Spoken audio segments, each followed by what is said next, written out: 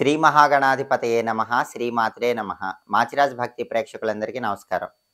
2025 సంవత్సరం మార్చి నెల 30వ తేదీ శని కుంభరాశిలో నుంచి మీనరాశిలోకి ప్రవేశిస్తున్నాడు. శని సంచారంలో మార్పు అనేది 2025 సంవత్సరంలో మార్చి నెల 30వ తేదీ జరుగుతోంది. ఆ రోజు ఆయన కుంభరాశిలో నుంచి మీనరాశిలోకి ప్రవేశిస్తున్నాడు. అలాగే 2025 సంవత్సరం మే నెల 15వ తేదీ దేవగురువు అయిన బృహస్పతి వృషభ రాశిలో నుంచి మిథున రాశిలోకి ప్రవేశిస్తున్నాడు. అంటే గురువు సంచారంలో మార్పు 2025 మే 15వ తేదీన జరుగుతోంది. ఆ రోజు గురువు వృషభ రాశిలో నుంచి మిథున రాశిలోకి మారుతున్నాడు. 2025 సంవత్సరం మే నెల 18వ తేదీ రాహుకేతువులు ఇద్దరూ కూడా మారుతున్నారు. 2025 సంవత్సరం మే నెల 18వ తేదీ రాహు మీనరాశిలో నుంచి కుంభరాశిలోకి ప్రవేశిస్తున్నాడు. కేతువు కన్యా రాశిలో నుంచి సింహరాశిలోకి ప్రవేశిస్తున్నాడు. ఈ 4 గ్రహాల సంచారంలో మార్పును బట్టి ద్వాదశ రాశుల వాళ్ళకి 2025 సంవత్సరం భవిష్యత్తు ఉంటుంది. 2025 భవిష్యత్తు మొత్తం కూడా ఈ గ్రహాల సంచారంలో వచ్చే మార్పును బట్టి 12 రాశుల వాళ్ళకి ఆధారపడి ఉంటుంది. 2025 సంవత్సరంలో తులారాశి వాళ్ళ భవిష్యత్తు ఎలా ఉంటుందో, అదృష్టము ఐశ్వర్యము కలిసి రావాలంటే తులారాశి వాళ్ళు పాటించాల్సిన పరిహారాలు ఏంటో ఈ వీడియోలో మనం తెలుసుకుందాం. 2025 సంవత్సరం మార్చి 30వ తేదీ శని కుంభరాశిలో నుంచి మీనరాశిలోకి ప్రవేశించగానే తులారాశి వాళ్ళకి శని 6వ సంచారం చేస్తున్నాడు. 6వ సంచారం శని చేస్తున్నాడంటే అనారోగ్యాలన్నీ తొలగిపోతాయి, అప్పుల సమస్యల నుంచి బయటపడవచ్చు, శత్రువులు మిత్రులుగా మారిపోతారు. 6వ స్థానంలో శని ఫేవరబుల్గా ఉంటాడు, చాలా ఎక్స్ట్రాడినరీగా పాజిటివ్ రిజల్ట్స్ ఇస్తాడు. హార్డ్ వర్క్కి తగిన సక్సెస్ 100% తులారాశి వాళ్ళకి వస్తుంది. కాబట్టి శని ఎక్స్ట్రాడినరీగా మార్చి 30 నుంచి యోగిస్తున్నాడు. ఇక రాహు విషయానికి వస్తే రాహు 5వ స్థానంలో మే 18 నుంచి ఉంటున్నాడు. మే 18 రాహు ట్రాన్సిట్లో మార్పు జరుగుతుంది. 5వ స్థానంలోకి రాహు వస్తున్నాడు. పంచమంలో రాహు ఏం చేస్తాడు? చిల్డ్రన్ కలగటం డిలే చేస్తాడు, లేదా చిల్డ్రన్ రిలేటెడ్ ట్రబుల్స్ ఇస్తాడు. ఆ ట్రబుల్స్ లేకుండా ఉండాలంటే ఆదివారం పూట పుట్ట దగ్గరకు వెళ్ళాలి. పాము పుట్ట దగ్గరకు వెళ్ళి పుట్ట మీద పసుపు కుంకు వేసి పాలు పోసి 4 ప్రదక్షిణాలు చేయాలి.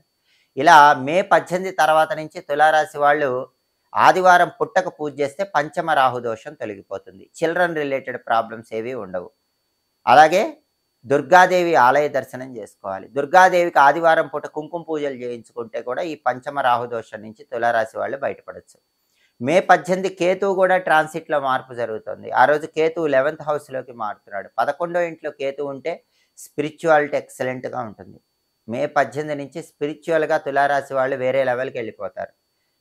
పీఠాధిపతులను కలుసుకుంటారు, గురువులను కలుసుకుంటారు, వాళ్ళ ఆశీర్వాదం పొందుతారు, తీర్థయాత్రలు చేస్తారు, పుణ్యక్షేత్ర సందర్శనం చేస్తారు.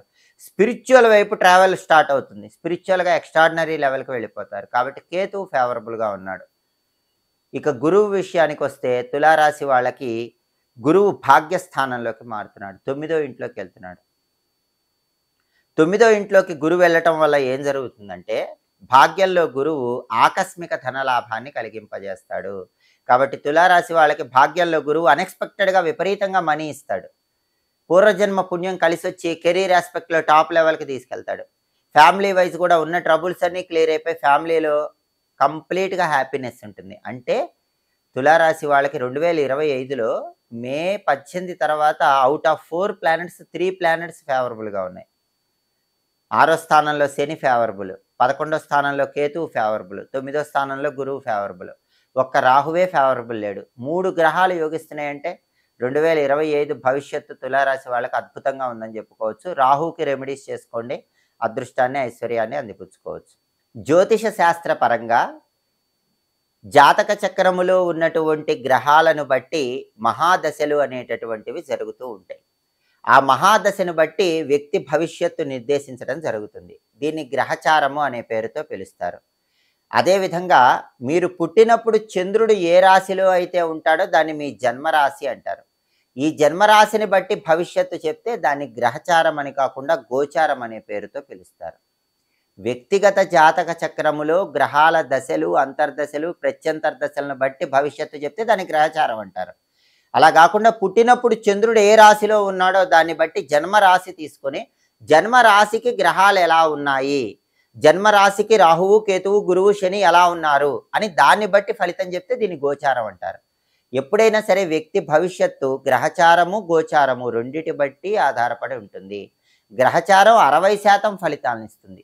గోచారం 40% ఫలితాలనిస్తుంది. కాబట్టి ఇప్పుడు మీ రాశిని బట్టి చెప్పినటువంటి భవిష్యత్తు అనేది 40% మాత్రమే పనిచేస్తుంది. మిగిలిన 60% కూడా మీ వ్యక్తిగత జాతకం జన్మ కుండలిని ఆధారపడి ఉంటుంది. అందుకే జ్యోతిష్కుల దగ్గర జన్మ కుండలిని బట్టి, మహాదశని బట్టి మీ జాతకం చెప్పించుకుంటే పూర్తి ఫలితాన్ని తెలుసుకోవచ్చు. అయితే 40% ఫలితం మాత్రం ఈ జన్మ రాశిని బట్టి, గోచారాన్ని బట్టి మనం నిర్దేశించవచ్చు. దాన్ని బట్టి పరిహారాలు చేసుకోవచ్చు. మళ్ళీ ఇందులో కూడా కొంతమందికి డేట్ ఆఫ్ బర్త్ ఉండదు. వాళ్ళు ఏం చేయాలంటే పేరులో మొదటి అక్షరాన్ని బట్టి వాళ్ళ నామరాశి వస్తుంది. నామరాశిని బట్టి ఫలితాలు చూసుకోవచ్చు. అయితే నామరాశిని బట్టి చూసే ఫలితాలు కూడా పూర్తిగా మనకు 100% రిజల్ట్ అని చెప్పలేము. 50% మాత్రమే ప్రిడిక్షన్ ఉంటుంది. కాబట్టి జాతకం చూసేటప్పుడు గ్రహచారము, గోచారము అన్నీ చూడాలి. వ్యక్తిగత జాతకం బట్టి 60%, ఇప్పుడు చెప్పిన రాశి ఫలితాన్ని బట్టి 40% ఉంటుంది. ఎప్పటికప్పుడు గ్రహాల సంచారంలో మార్పును బట్టి ఏ గ్రహం మీకు అనుకూలంగా ఉందో, ఏ గ్రహం మీకు వ్యతిరేకంగా ఉందో తెలుసుకోవాలనుకుంటున్నారా? గ్రహాల సంచారాన్ని బట్టి పరిహారాలు తెలుసుకోవాలనుకుంటున్నారా? మీ భవిష్యవాణి మీరు తెలుసుకోవాలనుకుంటే మా మాచిరాజు భక్తి ఛానల్ని తప్పకుండా సబ్స్క్రైబ్ చేసుకోండి.